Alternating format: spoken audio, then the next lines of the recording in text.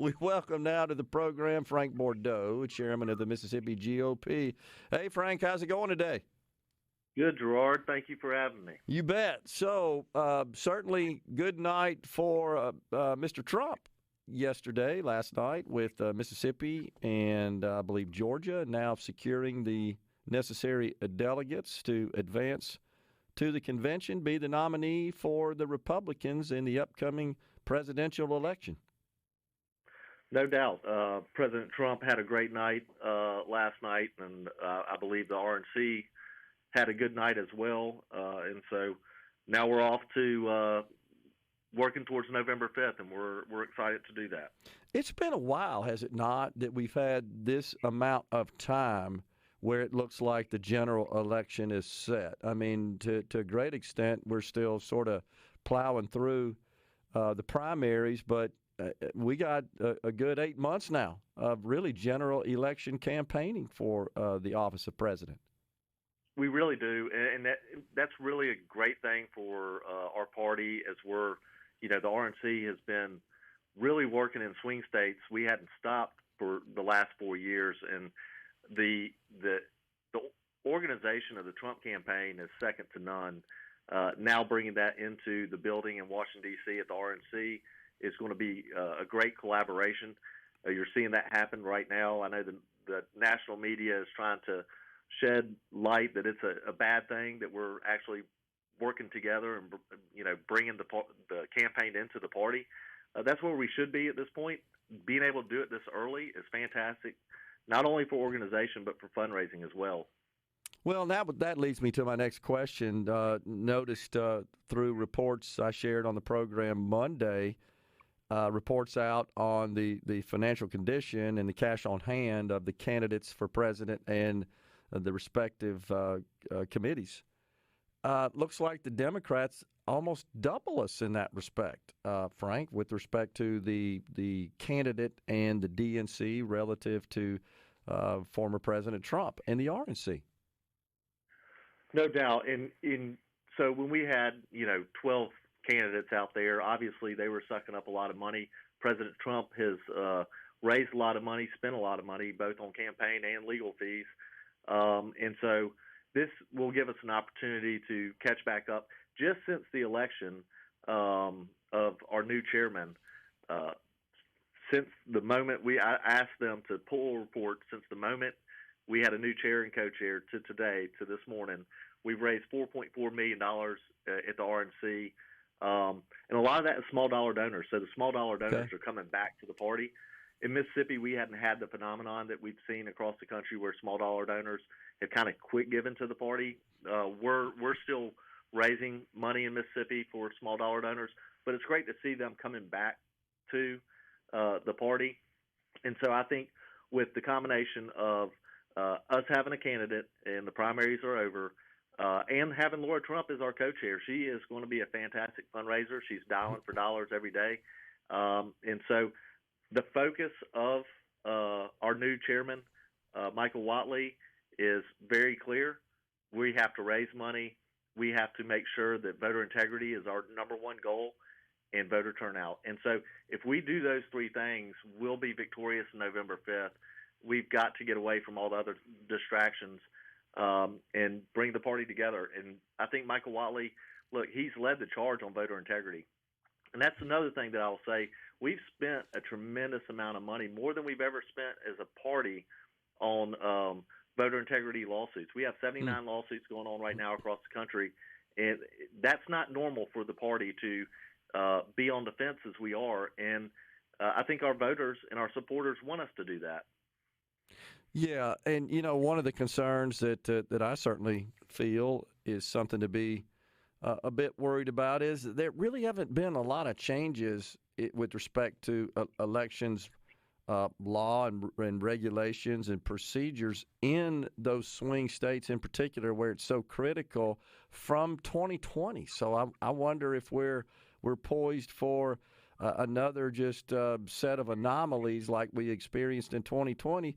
But I think we have tight policies and procedures around voting. They just don't always seem to be adhered to strictly. Yeah, and so that's part of what we've been working on over the past several years is building that apparatus. I think in 2020 we were caught flat-footed as it relates to that.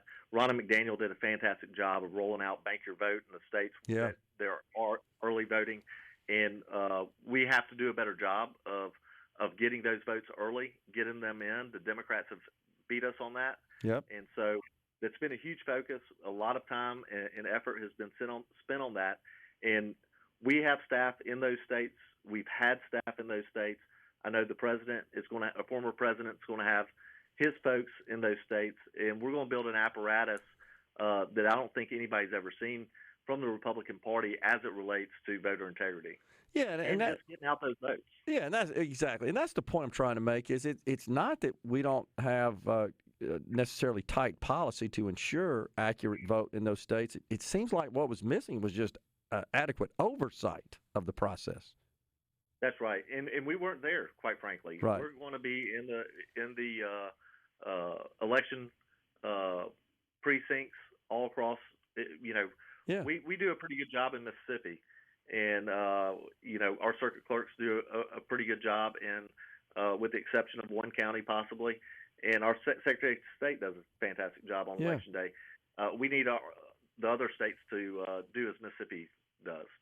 All the polls show the former President Trump leading on just a popular vote basis by 2 or 3 points, but more importantly, he still is maintaining leads in those critical key swing states. What are you hearing inside the party as to how we're looking there?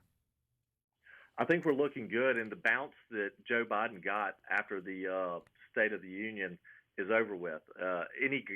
Any ground he gained is now he's lost ground since according to polls this morning.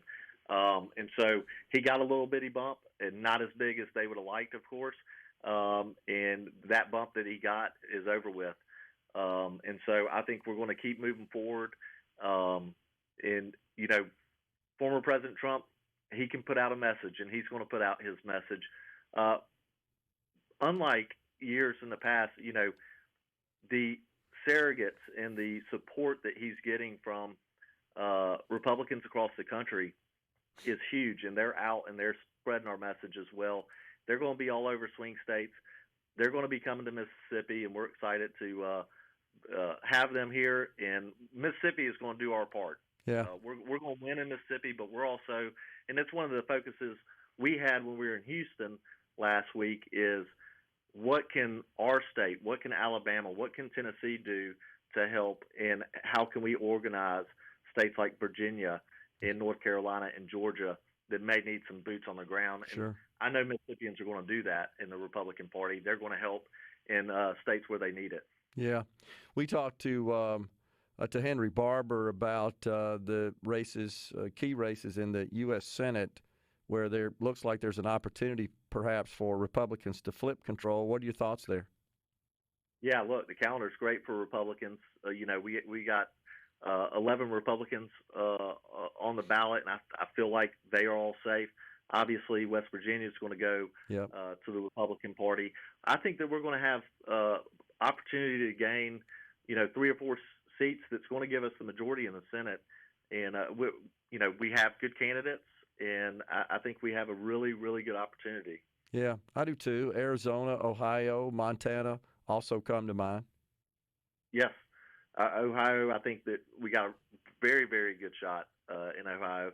In our Senate races, the Republicans are raising good money. They've got good messages, and so I feel really good about our opportunity to hold the House. We should be able to pick up some seats in the House if we're looking at the map, and then I feel very confident we're going to be able to take the Senate. Well, as you know, we got about a minute left, but that's critical because that's where all those appointments flow through. Of course, you never know what happens with respect to the Supreme Court. Having control of the Senate is certainly favorable. You want control of both, and all three, honestly, of the lawmaking arms, but if you got to only have one of those houses, you'd like to have the Senate. No doubt. The Senate is vitally important.